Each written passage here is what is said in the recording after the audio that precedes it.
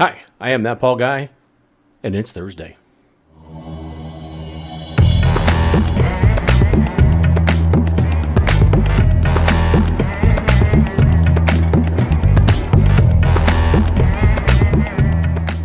Okay, so I tried this once before, or maybe 30 or 40 times before, to a little bit of moderate success. I tried to mix a bunch of stuff together, like tech news and space news and gaming news, and even sometimes the weird story of the week. And I had a little bit of success, but I didn't do it very well. I rushed a couple of things and I bunched a couple of things together, and it just wasn't. I don't guess you could say it was cohesive. And after a while, it got to be where, well, at least I made a video this week, and it wasn't a very good idea at all.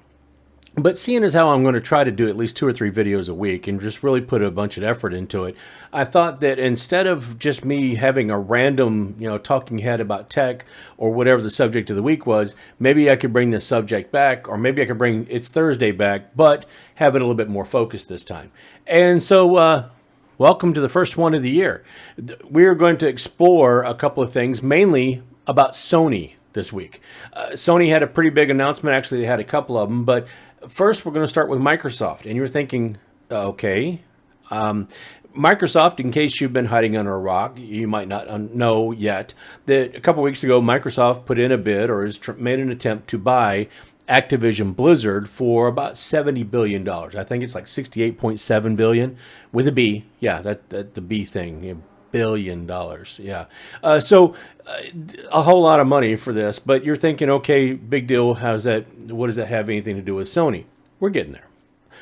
Activision Blizzard has a lot of games under its umbrella, including the Call of Duty franchise. You might have heard of that, which has a pretty big presence on all the PlayStation. It has World of Warcraft and all that stuff, which of course, that you've probably heard of that. The big PC game, but that's not going to really affect Sony. It also has all the mobile games made by King Studios. You might have heard of them if you play Candy Crush or know somebody that does. So Activision Blizzard owns that, which will now become a Microsoft property. But what you might not know or might not remember is that Activision Blizzard also owns the Crash Bandicoot franchise and the Spyro the Dragon franchise.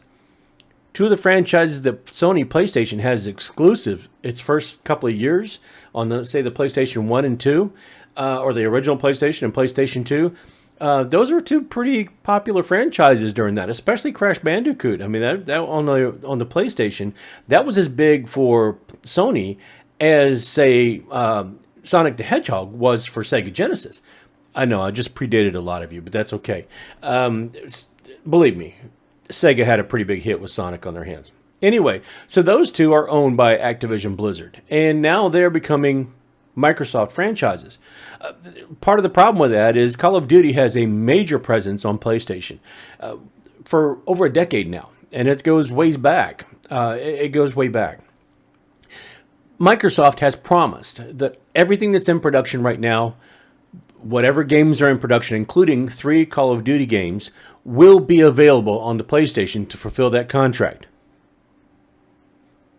They didn't say anything about anything more or anything that might become development, but you would almost have to figure that Sony is going to be left out a little bit of this. Microsoft would have to be kind of silly not to keep something like that as an exclusive for, say, PC and Xbox Game Pass for at least a short period of time, anywhere from a month to 6 months. You would hold something like that and go, okay, well, Sony, that's fine, but you can play with us later. That no big deal.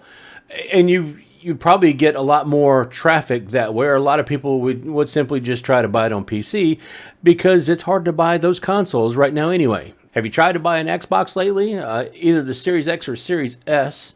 Both of those are hard to get a hold of. And the PlayStation 5 is near impossible as well. So Microsoft focusing on PC gaming and Game Pass is really doing those of us that can't get the newer generation consoles a pretty big favor by making stuff like that available. Incidentally, I don't have Xbox Live Gold and I don't have Game Pass. I get all my PC games through Steam, Epic, and all that.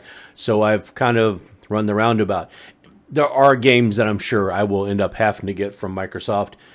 All right, we'll consider that and we'll play that game when we come around to it. So you're thinking, okay, you said that that's going to affect Sony a little bit, but what can Sony do about it anyway? Well, if I remember right, Sony I think is like the second largest owner of game studios for PC and console games. They produce an awful lot of games, and they kind of spread it out quite a bit as well. So they're involved in a lot of stuff, and they do own quite a few things. You got the Uncharted franchise, you've got the Spider-Man franchise, you've got the Final Fantasy franchise, you've got a bunch of those things that are Sony exclusives. So they will probably be hurt by things like Call of Duty, but they have plenty of things on their plate to keep them or other people entertained without having much of an effect on that part of the bottom line anyway. But few people saw what happened next coming, I guess you could say, and that's the fact that Sony decided to go ahead and buy Bungie for about 10% of what Activision Blizzard sold to Microsoft for. And Bungie is a much smaller studio. They don't have as many titles, don't have it or anything like that. But something they do own is the first several Halo games. Xbox exclusives. Yeah, those first several Halo games that Xbox had, those were made by Bungie. Bungie also makes all the Destiny franchise, Destiny and Destiny 2 and everything. All that stuff is made by Bungie, and now that Sony has bought into them, they're going to have more money to expand on all that. So look to see more games come out of that studio. But the big thing was, however you think of this, Microsoft gives Sony a little bit of a gut punch when they buy two of their franchises that the platform started with, and Sony kind of returned the favor this week. So, yeah, game on. The other thing that Sony did today, or Sony did this week, I guess you could say, is they brought back their State of Play presentations. Now, these were monthly presentations of upcoming developments, games, innovations, or whatever you say. They would do like a focus of a presentation once a month and show you what Sony has coming up, or specifically, I guess you would say for the PlayStation, but innovations and stuff like that. Today's focus, Gran Turismo 7. And just a thought here, but how did IGN get listed before Sony on the State of Play? I searched State of Play, and IGN popped up first, Sony popped up second. It's Sony's event. 25th anniversary of the racing game that started right back where the PlayStation started, back when Need for Speed was a pretty cool game too. Gran Turismo has got its 25th anniversary this year. It comes out in about a month. And for all those people that got really sour taste in their mouth from Gran Turismo Sport, they've promised to make it right. And not only keep some of those people with some of the modifications, tracks, live online gameplay and stuff like that, but to bring some of us people that might have left because of that with the older tracks. Some of the tuning is coming back, the customization from the livery, different colors, different decals, different, all kinds of stuff, different music setups, the AI and everything will be much better. They have actually gone through in some cases, and they said that when they went and redesigned or refit or redid the tracks, they wanted to make sure that all these were laser measured, even down to the surface of the road. So all of the track surface, the density of it, or the grip, or how tires reacted, or weight of the different vehicles and stuff like that, is supposed to be, ultra real and a real driving simulation like it started out being with the first couple of GT games. So we'll see how that goes. It is coming out, I believe it's either March 3rd or March 4th. I believe it's March 4th.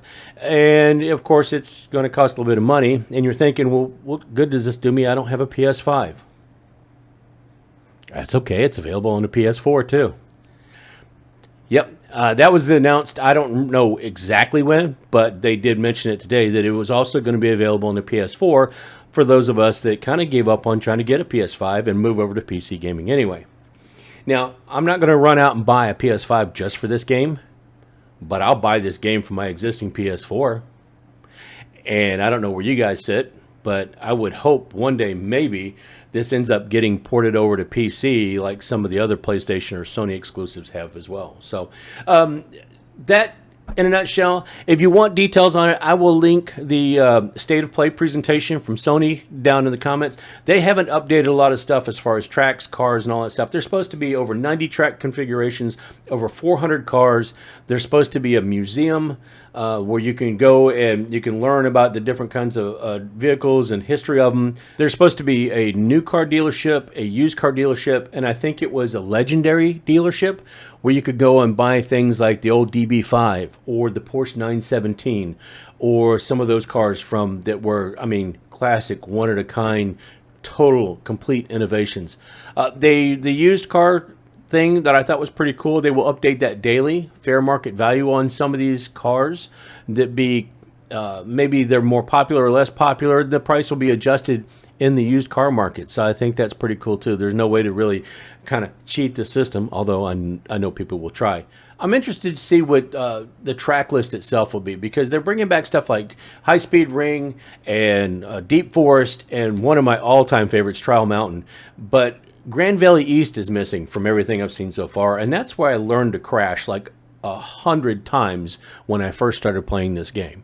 So I will be kind of interested to see what goes on. And, well, we'll just have to see as it gets closer to it, or maybe when it comes out. Maybe that might be that one thing that I go back to console gaming just to play one game, because everybody knows I've already come over to the dark side into PC gaming. But anyway, I don't know if this video has been entertaining for you, helpful, not helpful, just a waste of 6 or 7 or 8 minutes or whatever it's been. But that's all I got for right now. I'm going to try to do something every week that pertains to some kind of gaming or tech or innovation or whatever, but I'm going to keep it more focused. I'm not going to spread all over the map like I was last time I was trying to do It's Thursday.